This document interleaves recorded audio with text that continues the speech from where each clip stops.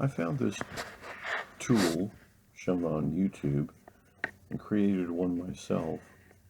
It's an 1/8 of an inch bar stock steel, a bolt with 3 nuts.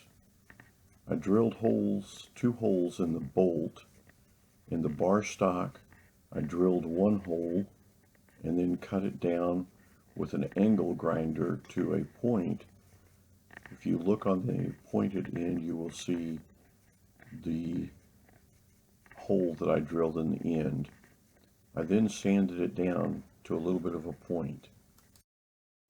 Here's how you start creating the actual wire hose clamp.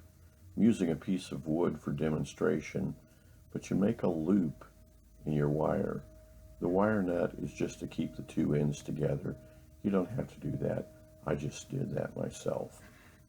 This is the positioning to start tightening up your wire hose clamp.